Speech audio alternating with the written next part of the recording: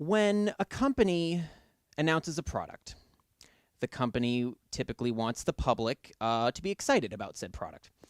If the public is requesting a certain product, it would make good business sense for the company to acknowledge the public and give them exactly what they want. What most companies will do is put out a product, they'll stand by it, and hope that the public enjoys that product over time. Teen Titans Go is that kind of product. Now, the OG Teen Titans from 2003 to 2006 is a fantastic show, and if you have not checked it out yet, by all means do. It is currently streaming on the DC Universe streaming service, so it's great to just dive into that. It's very bingeable. I watched it when it first premiered in 2003 because it was incredibly hyped up from trailers and commercials and all that stuff, and I was in about second grade when it came out, so I was definitely invested as a 7-year-old.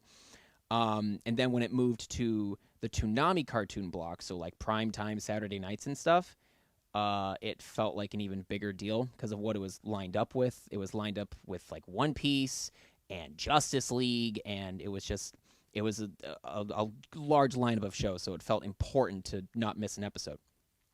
The OG Teen Titans was a blend of animation from American animators and also taking ideas and stylizations from Eastern animation. Anime in particular is kind of what sticks out in this case.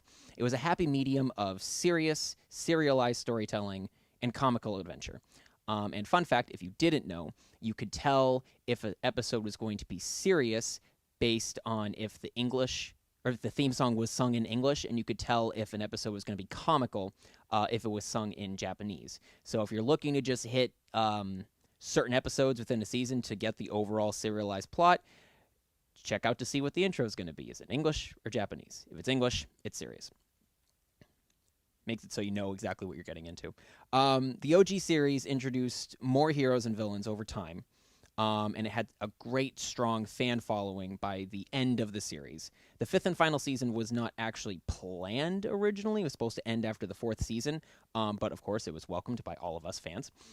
We were left on a major cliffhanger, which I will not get into in case you haven't watched it, so go watch it. But the cliffhanger thread, it was meant to be unresolved, but it still stings after all this time because you just want more of a resolution. I appreciate what they did now as an adult, but as a kid, it totally sucked. I wanted more, but it's all good. Whatever. About 5 years later, after the series end, we started to get Teen Titans comical shorts. It was part of like DC Universe's block on Saturday mornings where they just kind of showcase as much DC as they could in the hour that they were given in between Young Justice and Green Lantern, the animated series.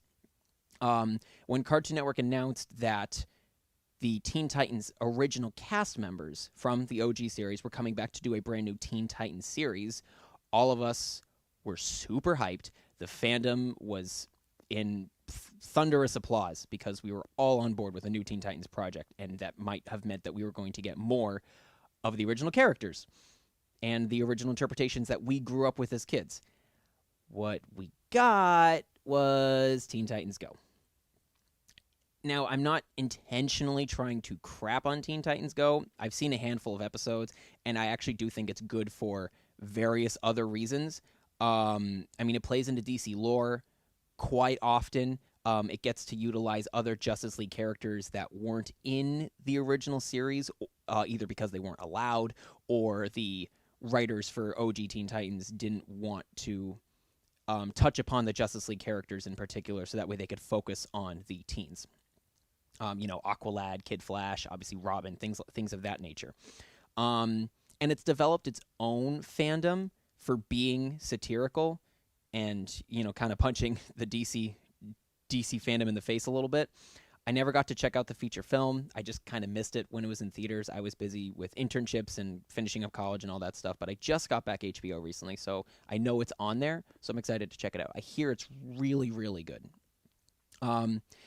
It's just not what we asked for. It's not what we thought we were getting originally. We didn't think we were getting a comedy over a good dramedy, if you will, with the original show.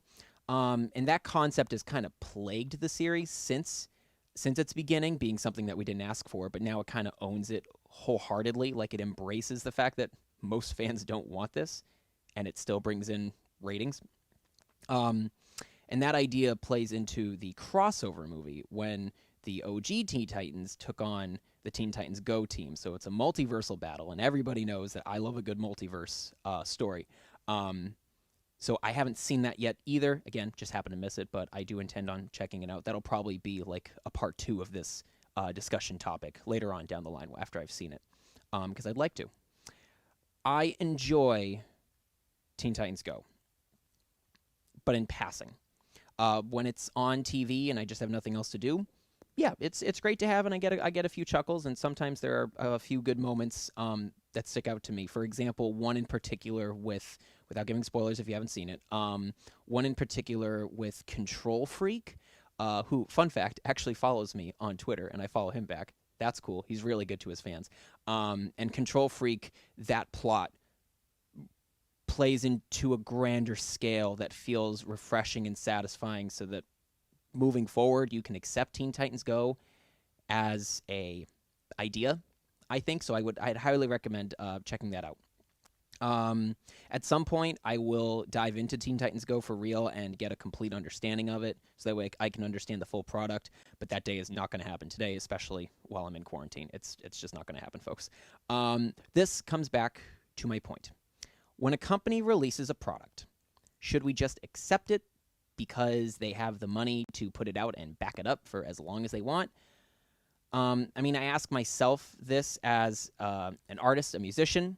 Should I put out something that I believe in, or should I just go with what fans, and by fans I mean like the probably 10 to 20 people in my social circle, fans want? And, do I keep covering songs as is? I ask myself often as producer of this show, do I go with what I want to do for the show and make everything about me? Even though I realize this episode is kind of a bad example of that because it's the Merrick Variety Hour, but under normal circumstances, I wouldn't do that. Or do I put out content, as much different content as possible with as many of my friends as I can, so that way we can hit as many different fandoms as possible, to reach as wide of an audience as we can. As artists and content creators, I feel we have a responsibility to ourselves to fulfill our needs as performers, so that we can feel, like we're doing the right thing by our own standards and goals that we have for our work. Or as entertainers, we have an obligation to give the audience exactly what it wants, and make them feel happy having seen our work. It's about finding a balance, and one that I am constantly engaging in my own head as I continue with my work, whether it be on this show, having fandom conversations, or with my pop music, for example, my upcoming concert in a few weeks. In the case of Teen Titans and Teen Titans Go, it's not about artistic integrity. It's really about toy sales. Teen Titans Go sales have kept the show going longer than the original Teen Titans, and my theory with what ultimately happened to Teen Titans is that when Mattel became the master toy licensee for Cartoon Network and all of its properties in 2006, Cartoon Network couldn't justify keeping a show that had a contract with another company, in this case it being Bandai. Bandai is the one that made the toys for the Teen Titans original series. The older fans wanted Teen Titans to keep going because it was great storytelling, but we weren't the ones buying the toys, sadly, or buying really any of the other merch, and that became the audience for the show, and the network wanted to maintain their target demographic of younger kids who could get their parents to buy the toys. I mean, it sucks. It still sucks that that's what it comes down to influence a product sometimes for any medium, whether it be television or film or cleaning products or whatever. It just comes down to money. I mean, Marvel Studios justifies money in their products all the time with their films and their upcoming television series with Disney Plus and everything else they put out, especially now that Marvel Studios is basically overseeing everything Marvel practically.